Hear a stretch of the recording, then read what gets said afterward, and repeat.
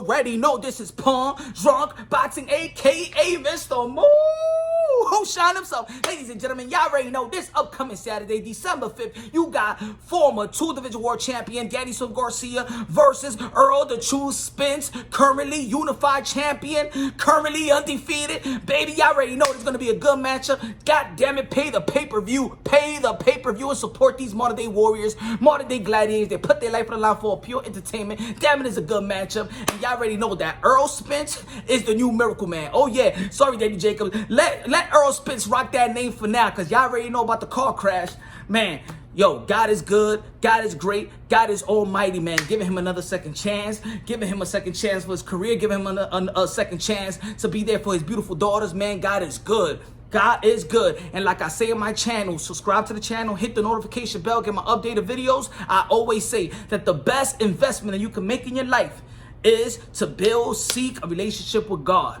I'm telling you, strengthen the relationship with God. That's the best investment you can make in your life. You will be heaven on earth, and you already know what's the gift is everlasting life in the kingdom of heaven. Y'all already know.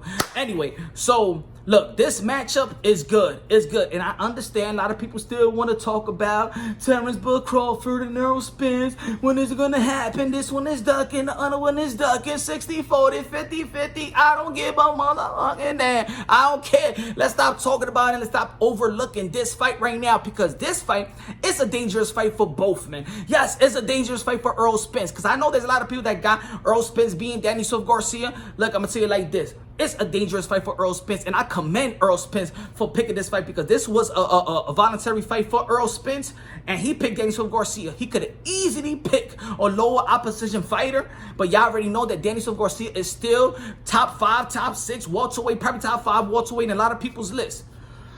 Excuse me. So it's a tough fight. It's a dangerous fight for both. Now, a lot of people are going to be talking about, of course, I'm going to make my prediction, but I usually make my prediction when I'm trying to actually give you the demonstration of how I think this fighter is going to beat this fighter. You understand what I'm trying to say? And for the rest of the week, we're going to be talking about this fight because it's a good fight. I think it's a good fight for the welterweight division. It's a good fight for boxing as well.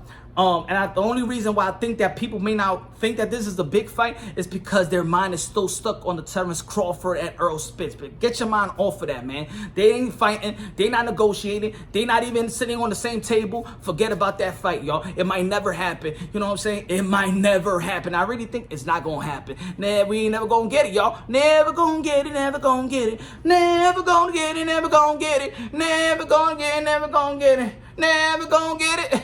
And never get it. Yeah, we ain't never gonna get it. So, look, in this fight, this is what I could say.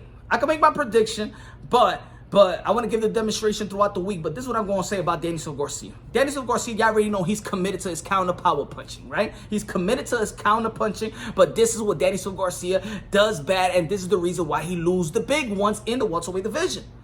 He always plays second, and he cannot play second with Errol Spence. Meaning, when I'm talking about playing second, is he lets the other fighter dictate the pace of the fight. And y'all already know that Errol Spence is the highest volume puncher in the welterweight division. And if you're playing catch-up versus Errol Spence, you ain't never gonna catch him. And that's just speaking if it goes to a decision, in which I think this fight is destined to go to a decision, right? But also, I believe that Errol Spence, who is very fundamentally sound, does basically almost everything right fundamentally, but he does stays in line. He does sometimes throw the same speed with his jab, and he's probably sometimes predictable. But even though that he's predictable, see, a lot of people say that sometimes Errol Spence make adjustments. Now, I'm going to tell you like this. I don't even think he does make adjustments in certain fights. I don't think he made adjustments versus Sean Porter, and I don't even think he made adjustments versus Kell Brook. What I know about Errol Spence is that he keeps on coming, pause. He keeps on coming, and he sticks to the game plan, and he break you down. You hit him, he's going to hit you right back. You hit him with 2 pieces, he's going to hit you with 3. You're going to hit him with 3, he's going to hit you with 4. He's going to hit you with 4, he's going to hit you with 5. We're going to sing a song, you know what I'm saying? Look, that's Errol Spence. He's going to come after you by any means necessary. Shout out to Malcolm X, my brother. He's going to come at you by any means necessary. And if you ain't stopping this freight train, oh, my man, you better get the hell out. Yeah, that's Errol the True Spence. Yes, look, Errol Spence have grown on me like Kobe. I was an Allen Iverson fan. I used to be like, man, Kobe, man, he ain't all that like that. He nice, but damn, he ain't all that. So I admit, I was like that with Errol Spence. I mean, he all that, but damn, he ain't that special. But I'm saying like this, he's growing on me like Kobe did. Yo, Errol, the true Spence, have a grit. Look, he already seen that he could outbox you with Michael Garcia. Look, a lot of people feel like, you know what? Man, Errol Spence should have knocked out Michael Garcia. I was one of those guys. Errol Spence should knock out Mikey Garcia. But you know what? What did he show? That he could outbox this guy. I just ain't wanting to outbox him versus Mikey Garcia with the pay-per-view. I think pay-per-view, man, you gotta give it something special.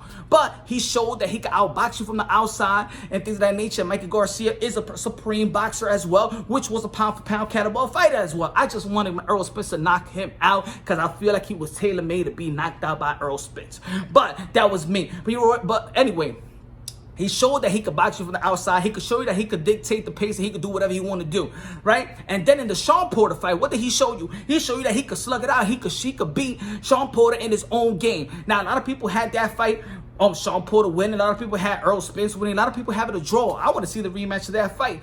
But that's Sean Porter. Sean Porter makes everybody fight his fight.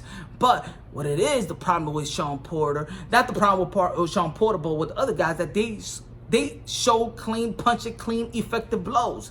Even though you saw Errol Spence, he had a little, a little swollen, but it was a good war. I love the war. Kudos to both these guys. Man, it could have gone either way, like I said. But Errol Spence prevailed when he knocked Sean Porter down.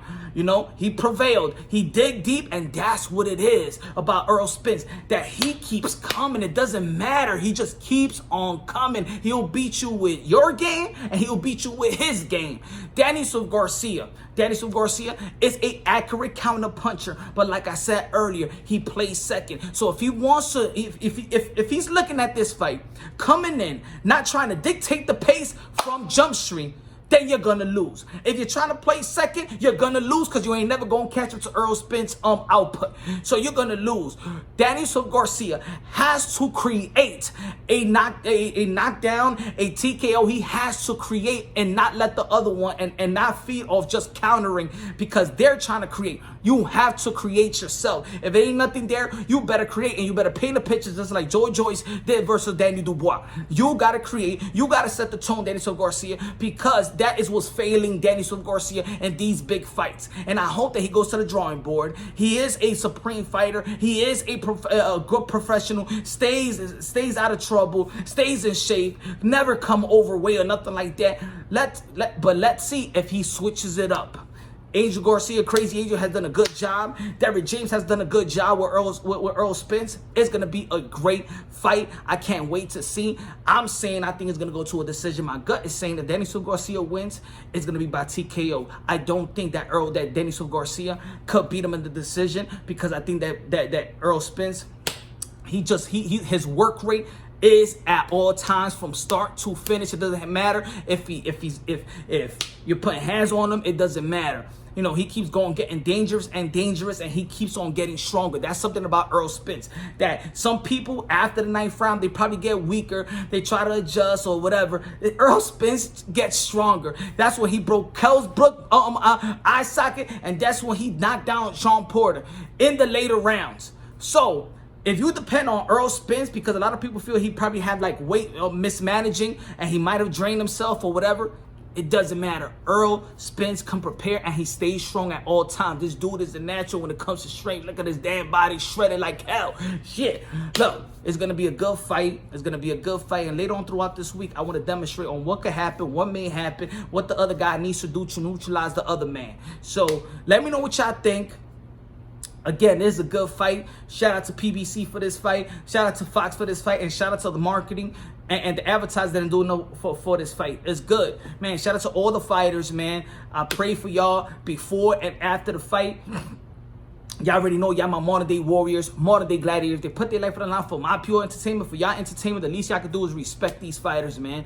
God bless y'all. Y'all already know, man. The merch is here. Follow me on the Smelling Salt podcast, my podcast, the Smelling Salt podcast. Check me out. Cop the merch. Donate to the channel. Y'all already know. $cash, $Punch Drunk on the Cash App. Hey, I don't give a damn it. I pay my stream, y'all, and I'm putting money for y'all to give you this type of content, damn it. I'm like the goo in the subway. Ching. I don't give a damn. Donate to the channel, my friend. Donate to the channel, okay? All right. Bye-bye. See you later.